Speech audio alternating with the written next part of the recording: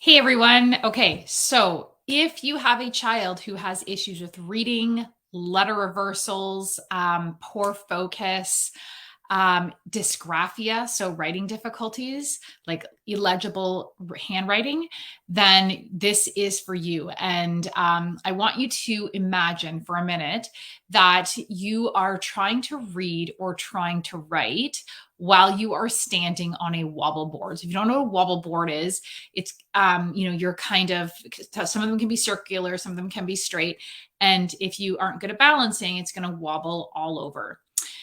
And I'd like to give that analogy because that is the importance of being stable, having really good balance. And while that's an exaggerated example, for a lot of kids who have weak core muscles, that is the impact that core muscles can have on the brain and on their ability to read, write, and focus. So basically, the connection with balance, learning, and focus very much ties into core muscle development. And that might seem like totally crazy if you've never heard of that, but there is tons of research to support this. In fact, when the core muscles are strong, all of the other muscles in the body are well coordinated as well. So, in other words, if your child has weak core muscles, they will have poor coordination, even down to their fine motor skills with their writing, with their even their eye muscles or the ocular motor function. So, I work with a lot of parents who are really discouraged. They feel like their kid has been, hit by lightning 3 times because they have dysgraphia and ADHD and dyslexia or all kinds of other variations.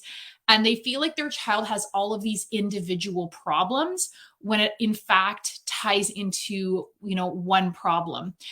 Or I don't want to be that singular. I don't want to say one problem. And I don't want to insinuate this is all boils down to core muscles. Usually there's multiple systems that are affected, but ultimately this breakdown that appears to be individual is not as individual as it seems.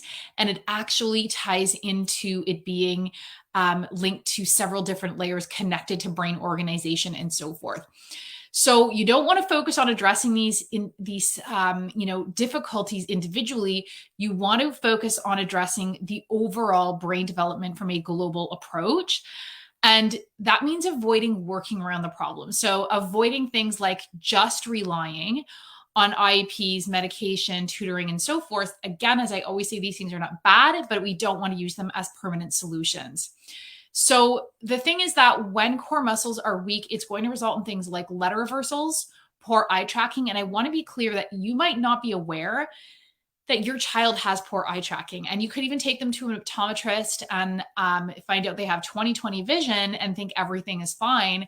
When I work with a lot of kids, they're like 12, 13, their reading has always been weak. Now they're 12 or 13 years old, and they are really having a hard time staying on top of the subject matter because there's so much reading involved with all of their subjects.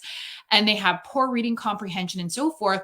And I don't want to say all the time, but enough of the time, we screen for poor eye tracking, general ocular motor function, and so forth. And we find out that they are spending so much of their energy tracking that they're not able to really retain all of the fine details in the text. And they aren't even aware of this.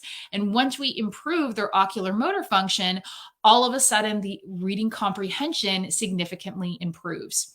Other things is that just an inability to sit still. So if you've ever tried doing the tree pose in yoga or balancing, you know that it's the hardest type of balancing is where you have to stand perfectly still, right? Whenever you can if we start losing our balance, what do? We move to kind of reset ourselves. So what happens with kids who have poor focus or who have, ADHD, they'll be the kid who's always got to be moving. Well, they're moving sometimes because one of the factors involved is they have weak core muscles, and it's easier for them to kind of stay focused and pay attention if they are moving. It's actually harder for them to stay focused and pay attention if they're sitting or standing perfectly still, because now they're having to do 2 things at once, because this balance piece, which core muscle strength ties into that, is weak. So they just can't do all of that together.